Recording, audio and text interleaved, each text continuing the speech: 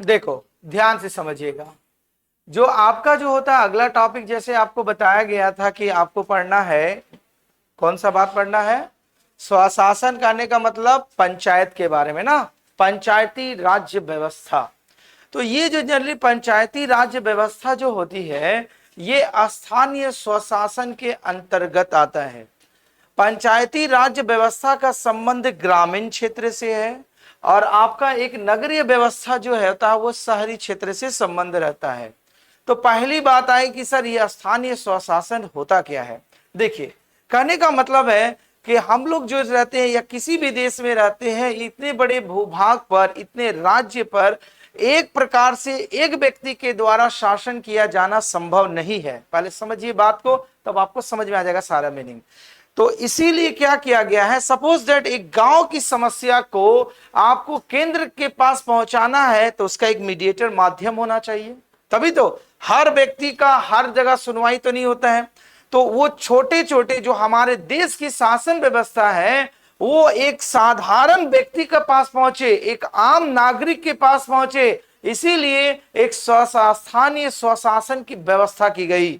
ठीक है, तो ये व्यवस्था जिस समय की गई थी ये हमारे जिस समय संविधान बना था उस समय नहीं लागू था। ये जिस समय हमारा ये व्यवस्था जो थी ये आज से नहीं, मतलब हमारे सदियों से ऐसा माना जाता है कि स्थानीय स्वशासन की चर्चा हमें ऋग्वेद में भी मिलती है। ऋग्वेदिक काल जब पढ़िएगा तो वहां पर भी था कि एक ग्रामीण शासन व्यवस्था किस प्रकार से संचालित हो उसका पूरा वर्णन वहां मिलता है। उसके बाद जब ब्रिटिश लोग का जब हमारा शासन चला देश में तो वहां पर भी आपका लॉर्ड रिपन जिसे कहा जाता है मैग्ना कार्टा उसे कहा जाता है। क्यों स्थानीय स्वशासन का क्यों कहा जाता है, क्योंकि देखो स्थानीय स्वशासन उन्होंने माना कि नहीं हमारे देश में भी लागू होना चाहिए, क्योंकि ये उसकी जन भागीदारी, मतलब जो लोअर स्तर मतलब गांव में जो निवास करते हैं उसके भी हमारे देश की शासन व्यवस्था में योगदान होना चाहिए। अब एक क्वेश्चन है सर गांव का आदमी का क्या योगदान होगा, क्योंकि शासन की सबसे छोटी ग्रामीण में होता है, बोलते हैं ना वार्ड का चुनाव, बोलते हैं ना चुनाव बोलते हैं उसका, तो वो किसका अंग है आपका, वो ग्राम का मतलब गवर्नमेंट स्टेट गवर्नमेंट का एक अंग है। वो आपका वार्ड की जो समस्या होती है वार्ड का पब्लिक सुनाता है, उसके बाद पंचायत समिति के पास जाता है, मुखिया के पास जाता है, जिला परिषद के पास जाता है, जिला परिषद में जिला में जाता है, कलेक्टर में उसका प्रतिनिधि नियुक्त होता है, राज्य में जाता है, फिर वो समस्या बनकर सेंट्रल गवर्नमेंट पास जाती है। तो देखो एक छोटे यूनिट से जाकर के आपकी बात को सेंट्रल गवर्नमेंट तक पहुंच रही है। तो देखते हैं कि नहीं उस राज्य में उस पंचायत में जब समस्याएं हैं तो मान लो वहां बहुत आर्थिक तंगी है तो क्या होता है वो बात को रखता है मुखिया रखेगा, मुखिया मतलब पंचायत चुनाव से जो आप लोग भली भांति जानते हैं। तो ये समस्या के लिए बोला गया कि सेंट्रल गवर्नमेंट ने बहुत डिफरेंट टाइप की समितियां बनाई।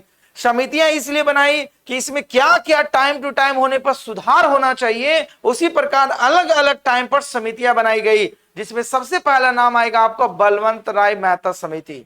ठीक है, तो उसके बाद बहुत तरह की समितियां आएगी, सारा क्रम में पढ़ाएंगे। और समितियां बनने के बाद उसमें संशोधन किया गया कि क्या इसमें, क्योंकि देखो जब तक हमारी संवैधानिक रूप से वो मान्यता नहीं मिल जाती है किसी भी नियम का तब तक वो सार्वजनिक नहीं बनता है। तो इसीलिए फिर वो जब अगर समितियां जो अपने सिफारिश पेश की थी पंचायती राज्य के बारे में तो उन्हें मान्यता मिली और उसे एक संविधान के तहत 73वां संविधान संशोधन उसमें ला दिया गया, जिसके तहत उसको एक संवैधानिक मान्यता मिल गई और उसका कंट्रोल राज्य सरकार के पास चला गया। राज्य सरकार से आने के बाद फिर सेंट्रल के पास चली गई। ठीक है, वो जो होगा 73वां संविधान संशोधन हम लोग पढ़ेंगे। ग्रामीण का किस प्रकार विकास होना चाहिए, क्या क्या उसको संवैधानिक दायित्व मिली। और 74वां संविधान संशोधन पढ़ेंगे, उसका नगरीय विकास जैसे होते हैं हजारीबाग के बारे में बोलेंगे, यहाँ नगर पालिका चलती है, नगर निगम होता है, समझ में आई बात, नगर निकाय होता है, उन सभी के बारे में पढ़ेंगे। तो यही चीज था पूरा पंचायती राज्य व्यवस्था का सारांश, समझ में आई बात। तो सबसे पहले इसमें नाम आता है स्थानीय स्वशासन। तो स्थानीय स्वशासन का मतलब हुआ जन भागीदारी, जिसमें जन लोग पब्लिक लोग उसमें पार्टिसिपेट करे और उसका योगदान करे और इसके अपने यूटिलाइजेशन के लिए। तो वही चीज लिखा गया है। स्थानीय स्वशासन जो होता है सैद्धांतिक रूप से स्थानीय, स्थान बोलते हैं ना, स्थानीय निवासी। जैसे बोला जाएगा अभी आप झारखंड के रहने वाले हैं, आप चले गए दिल्ली, तो बोलेंगे स्थानीय निवासी। कहां बोलेंगे आप, कहां के? झारखंड का बोलेंगे तो बोलेंगे जैसे अभी हजारीबाग में रहेंगे, बोलेंगे स्थानीय निवासी, तो बोलेंगे हम अपना गांव का है, बोलेंगे ना। तो मतलब स्थानीय मतलब मूल निवास स्थान, जहां के आप रहने वाले हैं, उस व्यक्ति का भी भागीदारी हमारे संविधान में होना चाहिए और उसी तरह शासन व्यवस्था चलनी चाहिए। इसीलिए बोला गया स्थानीय स्वशासन। तो स्थानीय स्वशासन का मतलब ही वही लिखा गया कि सैद्धांतिक रूप से स्थानीय स्वशासन का तात्पर्य स्थानीय स्तर पर लोगों के शासन में भागीदार बनाकर लोकतांत्रिक विकेंद्रीकरण को सुनिश्चित करना।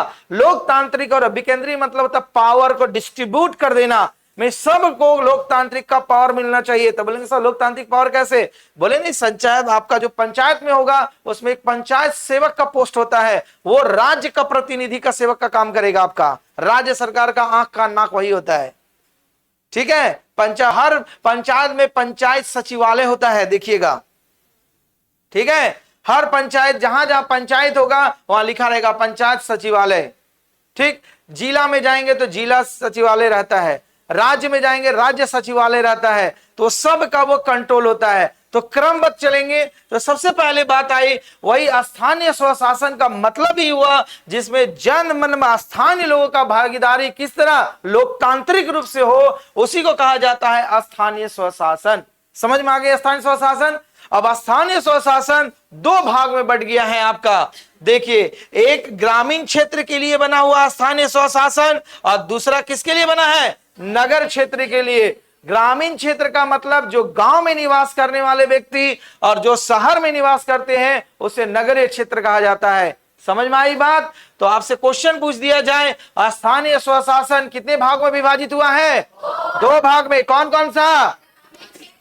ग्रामीण क्षेत्र और नगरीय क्षेत्र, ठीक है। तो हम लोग पहले ग्रामीण क्षेत्र के बारे में पढ़ेंगे, फिर नगरीय क्षेत्र के बारे में पढ़ेंगे।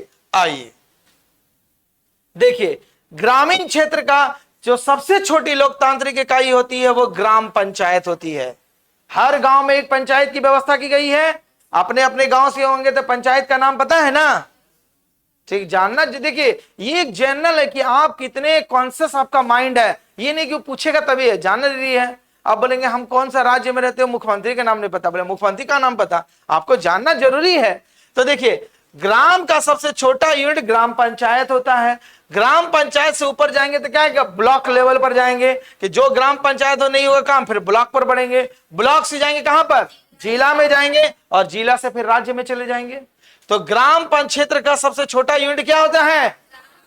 ग्राम पंचायत, उसके बाद ब्लॉक पंचायत, फिर उसके बाद जिला पंचायत। ये ग्राम का केस में चलता है। और शहरी निकाय में चलेंगे तो सबसे पहले छोटा यूनिट इसका क्या होगा? नगर पालिका, फिर उसके बाद नगर पंचायत और उसके बाद नगर निगम। सही माई बात? तो सबसे छोटा होता है नगर पालिका, उसके बाद होता है नगर पंचायत और लास्ट में होगा नगर निगम। जैसे कि हजारीबाग जो अब नगर निगम में घोषित कर दिया गया, मतलब शहर के लिए, शहरों के लिए नगर निगम बनता है और छोटे शहर से कम विकसित होते हैं नगर पंचायत, और जो अब शहर गांव से ज्यादा लेकिन शहर से कम वो होता है नगर पालिका के अंदर में आता है।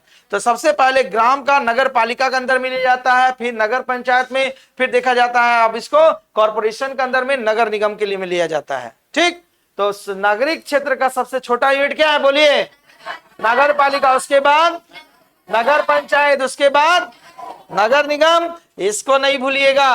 ग्रामीण क्षेत्र का सबसे छोटा यूनिट ग्राम पंचायत, उसके बाद ब्लॉक पंचायत, उसके बाद जिला पंचायत, ठीक है।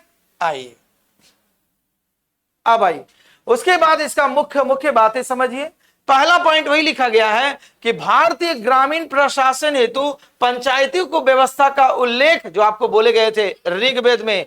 हमारी सोचिए धरोहर इतनी पुरानी है कि हम लोग आज अप्लाई कर रहे हैं, लेकिन इसका वर्णन ग्राम पंचायत किस प्रकार संचालित होता था उसका वर्णन वेदों में भी किया गया है। और उस कौन सा वेद में मिलता है आपको?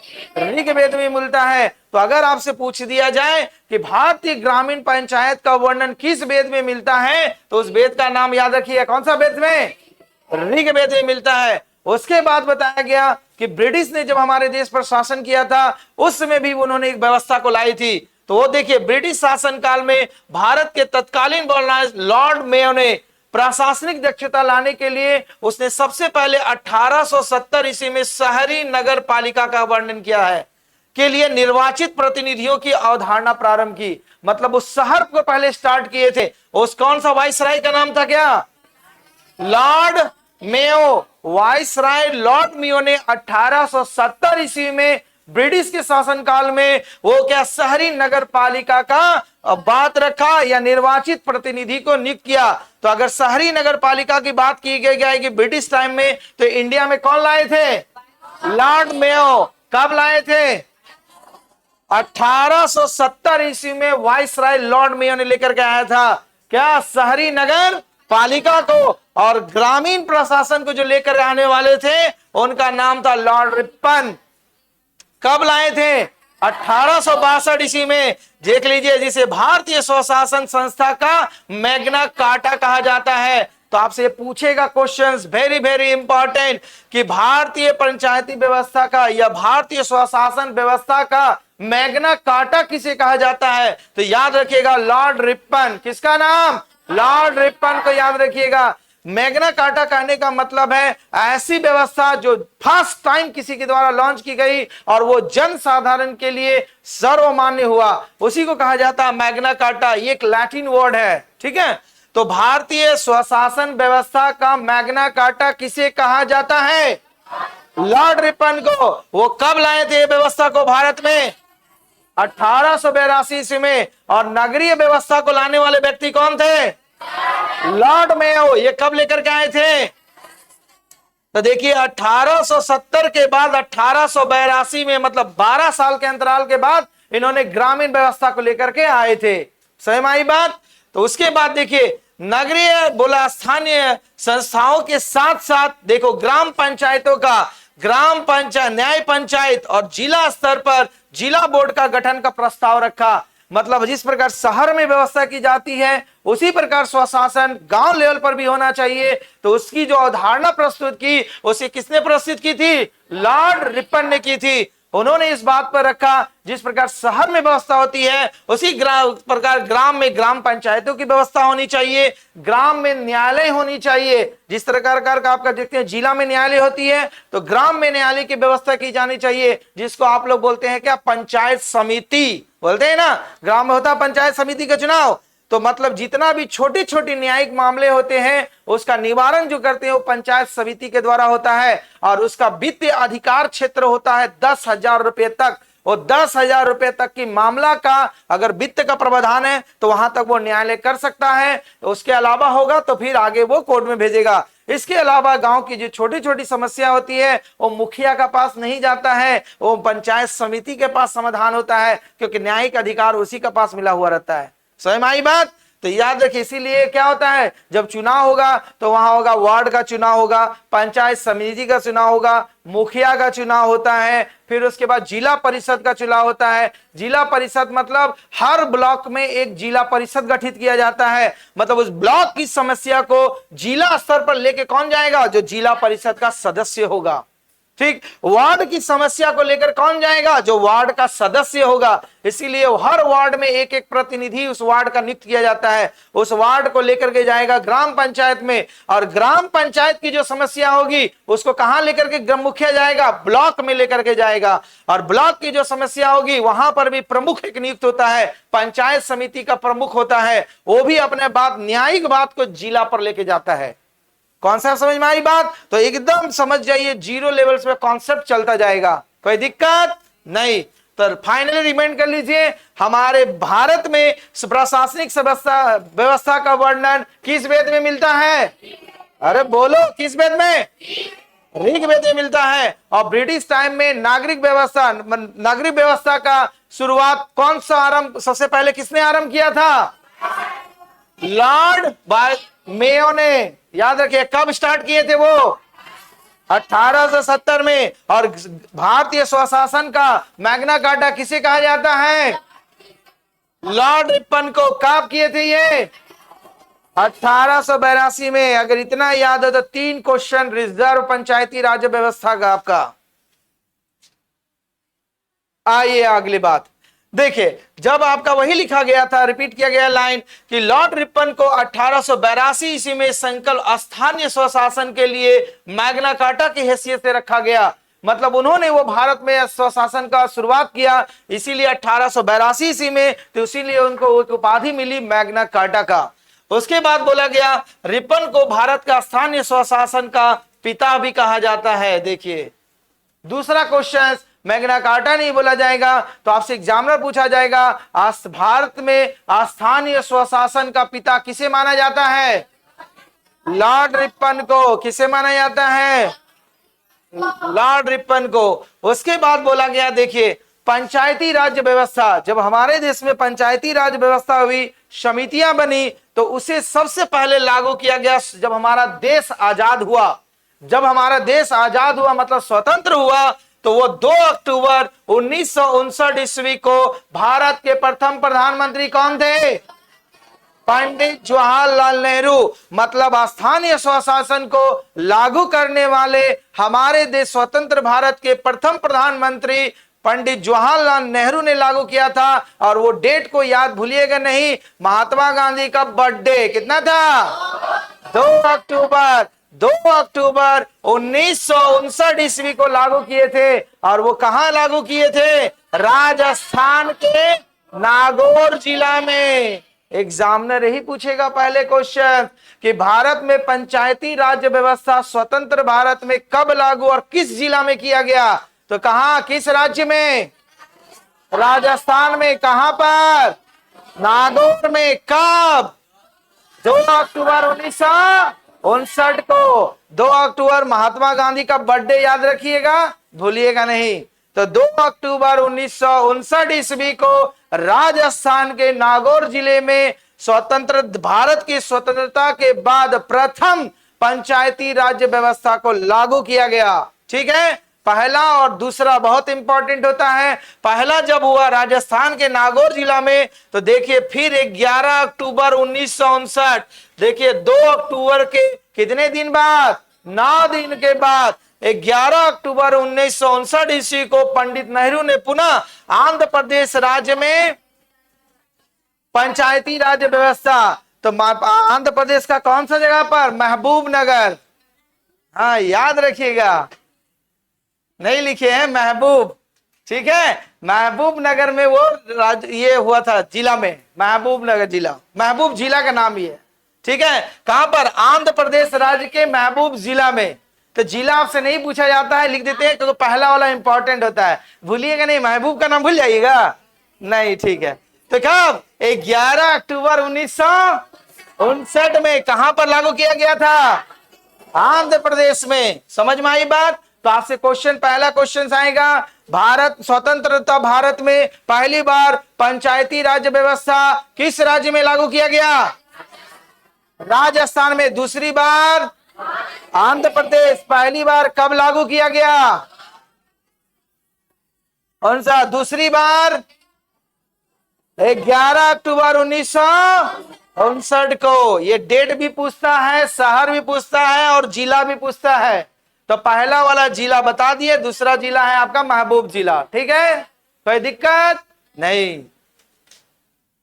आइए, अब हमारा जब पंचायती राज व्यवस्था जब बनेगी तो उसमें कायदा कानून भी होना चाहिए। तो कायदा कानून लगभग समान है। जब आपको समितियां पढ़ाएंगे तब बताएंगे कि किस समिति ने क्या सिफारिश की थी और किसके अंतर्गत क्या प्रावधान किया गया था। तो अभी पहले जनरल समझिए, फिर समिति के बारे में बताएंगे। तो अभी जो पंचायती राज व्यवस्था में किया गया है, यदि इसका सारांश समझ लीजिए। सपोज दैट कि पंचायत का अभी जो चुनाव होगा हमारे देश में, क्योंकि इसको संवैधानिक मान्यता मिल चुकी है किस संविधान संशोधन के द्वारा? 73वें संविधान संशोधन के द्वारा। 73वें संविधान संशोधन के द्वारा इसको संवैधानिक मान्यता मिली नागरिक पर ग्राम पंचायत को, और नगरीय पंचायत को 74वां संविधान संशोधन के द्वारा। ठीक है, तो अब हमको संवैधानिक मान्यता मिल गई तो इसका भी कायदा कानून बन गया। तो अभी जो कायदा कानून बना, सुनिए, क्योंकि यही से पूरा सारांश में लिखा हुआ बता रहे हैं।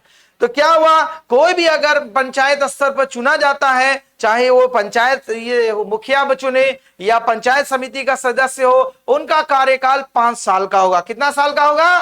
5 साल का होगा। सपोज दैट किसी कारणवश अगर उस मुखिया का या पंचायत के प्रतिनिधि का देहांत हो जाए या अवकाश किसी कारण वो पद को छोड़ दे, तो अगर सपोज करो 5 साल का तो कार्यकाल होता है, तो 1 साल अभी बाकी है उसका अवधि को समाप्त होने में। कितना अवधि बाकी है? 1 साल। तो पुनः पंचायत चुनाव कराया जा सकता है। मतलब 6 महीना से, अगर एग्जाम्पल का बताएं, अगर 6 महीना से ज्यादा, सपोज करो कि अभी 7 महीना बाकी है और उसका जो कार्यकाल खत्म होने में 7 महीना बाकी है, तब आपका पंचायत चुनाव होगा। और अगर सपोज करो 5 महीना बाकी है तो पंचायत चुनाव नहीं होगा। तो इसी का सारांश है कि 6 महीने से अगर ज्यादा अवधि बचा हुआ है उसका कार्यकाल समाप्त होने में, तब वहां पर चुनाव कराया जाएगा, और 6 महीना से कम अवधि रहेगा तो वहां चुनाव नहीं कराया जाएगा। समझ में आई बात? तो वही चीज, सारी बातें आपको लिखा हुआ है। देखिए, बोला गया पंचायत में यदि किसी विधि के अधीन पहले ही विघटित नहीं किया जाता है तो उसकी अवधि अपने प्रथम अधिवेशन के लिए नियमित तारीख से 5 वर्ष तक होगी। अगर किसी तरह उसमें किसी तरह का चुनाव में विघ्न बाधा नहीं हुई, सुचारू रूप से चुना गया, तो उसका कार्यकाल कितना साल का होगा? 5 साल। संविधान के किस अनुच्छेद में वर्णित है? अनुच्छेद 243 के अंगा में। अंगा, ठीक है? काहे नहीं समझ में आई बात? हाँ, सब लिखने वाले हैं। आपका देखिए बढ़ाएंगे, जब आपका जब स्टार्ट संविधान जब चालू करेंगे ना, तब देखिएगा उसका कहानी कैसे चलेगा। समझ लीजिए, तो हमारे संविधान के किस अनुच्छेद में वर्णित किया गया है? 243 के अंग में वर्णित किया गया है। अगला बात वही बोला गया, यदि किसी पंचायत के को समय पूर्व विघटित कर दिया जाए, समय से पहले समाप्त कर दिया जाए, तो उसका क्या होना चाहिए? निर्वाचन 6 महीने के भीतर या शेष बचे हुए अवधि के लिए कराया जाएगा। अगर उससे पहले ही भंग कर दिया जाए तो अगर 6 महीना बचा हुआ तो 6 महीने से पहले कराएंगे, और अगर 6 महीना के बाद, वही लिखा, किंतु यदि पंचायत ऐसे समय विघटित कर दिया जाए, भंग कर दिया जाए जब उसकी अवधि 6 महीने से कम बची हुई हो, तो शेष अवधि के लिए निर्वाचन कराना जरूरी नहीं है। यह संविधान के किस अनुच्छेद में वर्णित किया गया है? 4। तो अंगा के बाद कौन सा चालू होता है? 4। कहां सपोज के लिए तो वो प्रतिनिधि के रूप में रहेगा, कोई तो नहीं रहेंगे, तो जिससे पंचायत में नहीं है तो ब्लॉक का मेंबर रहेगा, पंचायत समिति रहता है ना, या नहीं रहेगा तो पंचायत सेवक, सरकार का आदमी, राज्य सरकार का आदमी पंचायत सेवक ही होता है। उसका कोई मतलब नहीं पंचायत से क्या हो रहा है, वो राज्य का प्रतिनिधि है वो, ठीक है? जो पंचायत के सचिवालय में उसका ड्यूटी है, वो अस्थाई है, वो मेंबर 60 साल तक वो ड्यूटी करेगा। वो हाँ, तो 60 इयर्स गवर्नमेंट एम्प्लॉयड रहता है ना, वो नहीं बोल सकते हैं अभी ऑनलाइन है, नहीं तो और भी बताते इसके बारे में तो समझ गई बात? तो इसका जो वर्णन किसके द्वारा किया गया है? 73 के द्वारा। चुनाव 5 साल कार्य का, 243 के दौरान उसका क्या होगा? कार्यकाल 5 साल, और पुनः चुनाव कराना है तो अनुच्छेद कितना के द्वारा? 243 का 4 के अनुसार। समझ में आई बात? ठीक है, याद दिला देना, कैमरा को जब हम बंद करेंगे तो और भी बता देंगे इसके बारे में। चलिए आइए, अब देखिए, अब जब चुनाव होगा तो उसकी सदस्यता उम्र होना चाहिए। तो अगर आप पंचायत का चुनाव लड़िएगा तो उम्र सीमा 21 साल होना चाहिए। कितना साल? तो 18 साल रहिएगा तो नहीं लड़ पाइएगा, ठीक है? वही लिखा गया है, पंचायत का सदस्य बनने के लिए आयु सीमा कितना निर्धारित की गई है? 21 साल निर्धारित की गई है। Very very important questions. वर्तमान में पंचायती राज्य व्यवस्था जो होता है हमारे देश के सब जगह लागू नहीं है, कुछ राज्य को छोड़ करके। वो राज्य है नागालैंड, मेघालय और मिजोरम। इसी को बाकी सभी में लागू है। हमारे देश का 3 ही ऐसा राज्य जो अभी लागू नहीं है। वो कौन कौन सा है? नागालैंड, मेघालय और, फिर से बोलो, NMM। N for Nagaland, M for Mizoram, ठीक है, और M फॉर मिजोरम ही पढ़िएगा। तो नागालैंड, मेघालय और मिजोरम, ये राज्य और केंद्र शासित प्रदेश में दिल्ली एक ऐसा है जहां पर पंचायती राज्य व्यवस्था नहीं चलती है, ठीक है? केंद्र शासित प्रदेश में कौन सा जगह? दिल्ली में। वहां पर पंचायती राज व्यवस्था नहीं चलती है। तो हाँ बोलो। नहीं, लागू नहीं है वहां पर प्रशासन।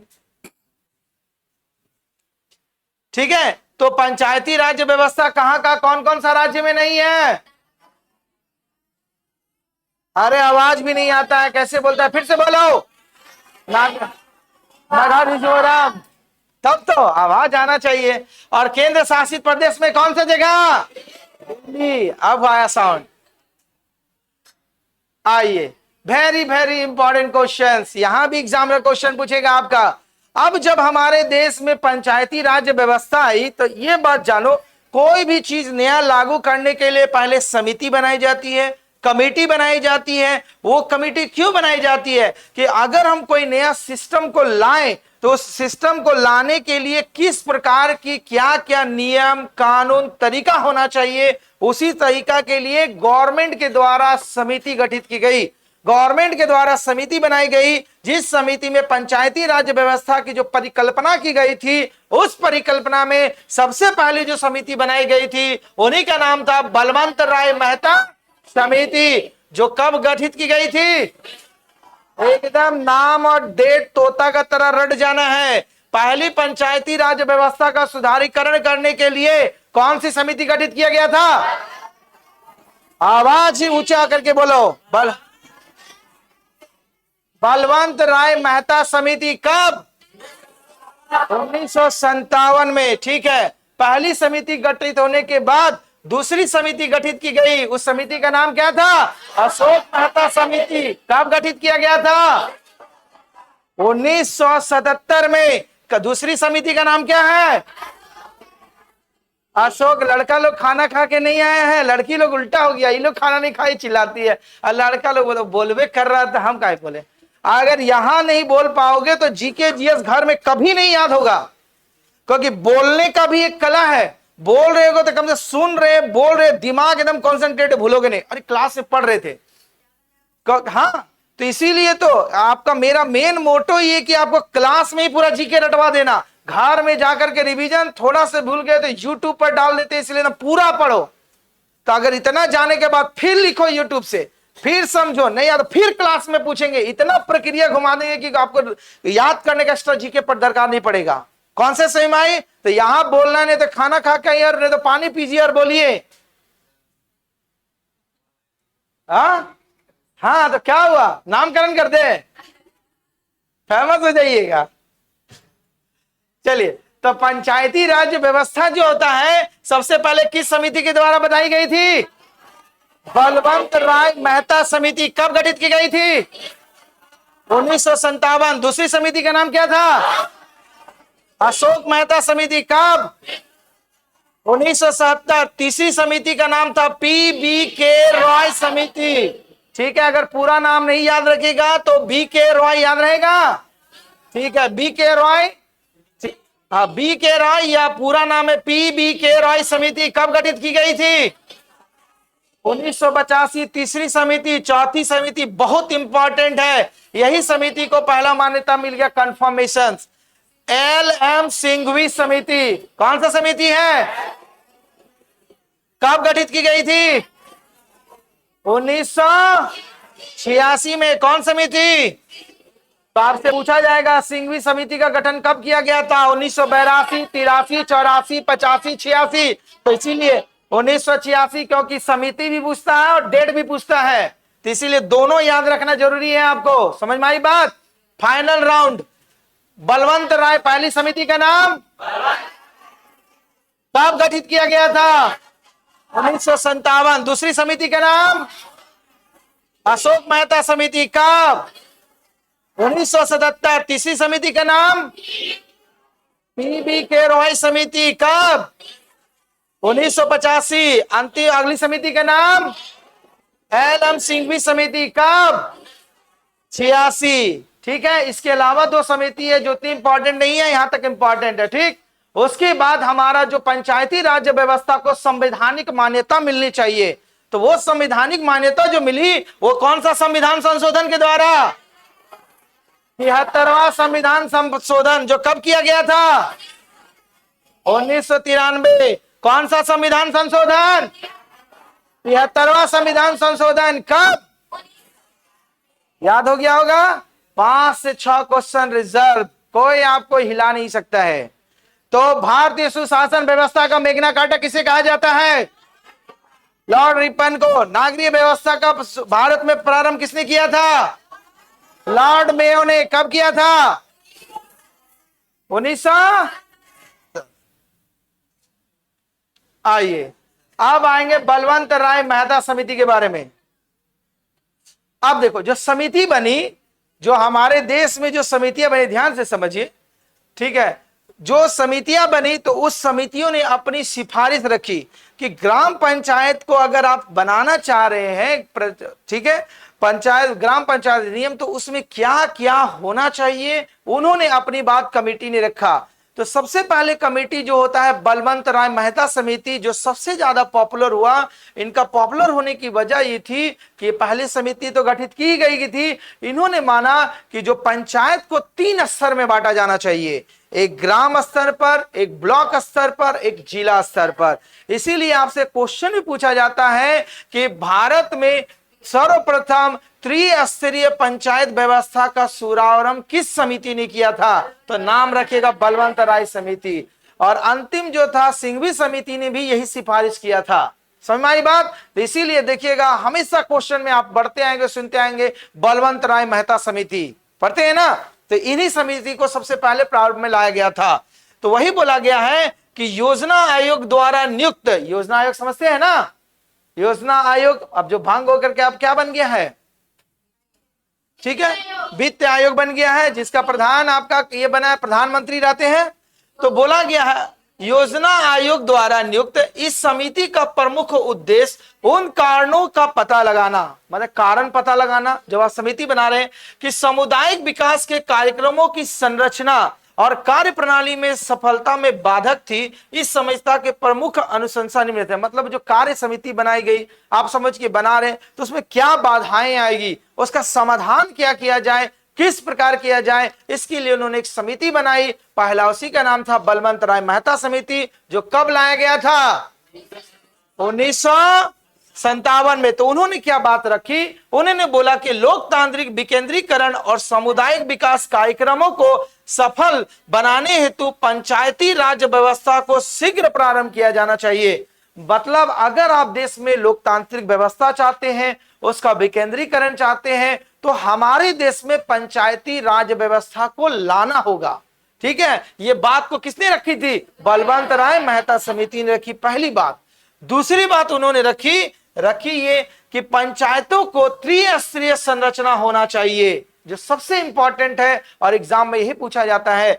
दूसरी बात उन्हें रखी, पंचायत को एक भाग में नहीं, उसको 3 भाग में विभाजित होना चाहिए, त्रिस्तर पर होना चाहिए। वो त्रिस्तर में पहला होना चाहिए ग्राम स्तर पर, जिसको क्या कहते हैं? ग्राम पंचायत।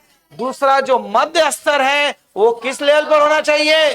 ब्लॉक लेवल पर। देखिए पंचायत समिति, समझ में आए? तो ब्लॉक लेवल पर होता है। हर पंचायत में देखोगे एक पंचायत समिति बनता है, चुनाव होता है ना, तो पंचायत समिति में एक प्रमुख को चुना जाता है, प्रमुख चुना जाता है। देखिएगा है तो होगा, नहीं होता तो पता कर लीजिएगा, गांव जाइएगा तो वो कहां बैठेगा? ब्लॉक में। हाँ, हर ब्लॉक में जहां पंचायत। तो दूसरा स्तर जो बोला गया वो ब्लॉक पंचायत पर होना चाहिए, और तीसरा स्तर जो होना चाहिए जिला पर होना चाहिए, जिसका प्रतिनिधि कौन करेगा? जिला परिषद। तो इसलिए देखिएगा कि जब पंचायत का चुनाव होता है तो इन सभी का चुनाव होता है। आपका वार्ड का पहला चुनाव होगा, मुखिया का चुनाव होगा, पंचायत समिति का चुनाव होगा, जिला परिषद का चुनाव होगा। अलग अलग नहीं होता है, ये सब ग्राम पंचायत का अंग है, त्रिस्तरीय है। इसलिए जब भी चुनाव होगा इन सभी का एक बार में होगा। एक बार होता है ना। चुनाव में कितना लोग भाग लिए? हाथ उठाइए। तो पंचायत का चुनाव में कितना लोग मतलब क्या हुआ, वोट किए हैं? मात्र 2 लोग अभी तक दिए हैं। कहां रहते थे? हजार बोल देंगे मुखिया ये सबको कि साइन नहीं करना, इन लोगों तो ब्लॉक लेवल 6 सर्टिफिकेट नहीं करता है, बोल देंगे। वो लोग से नहीं साइन करवाएंगे तो वही पहचानेगा आपको, नहीं बोलेगा ये वोटर आईडी है, कभी गांव में देखवे नहीं किए, इसको काहे हम देंगे। हाँ, तो वार्ड में आप नगर में रहते हैं तो कमिश्नर के पास गए सिग्नेचर कराने, कर दीजिए। जब तक वार्ड कमिश्नर सिग्नेचर नहीं करेगा तब तक वहां आपका काउंसलर नहीं, नगर पालिका का नहीं सिग्नेचर होगा मान्यता। चलिए, तो ये जो होता है पंचायती राज व्यवस्था का त्रिस्तर जो हुआ, रिपीट कर ले रे। तो पहला कौन सा स्तर था? बोलो, पहला कौन सा स्तर?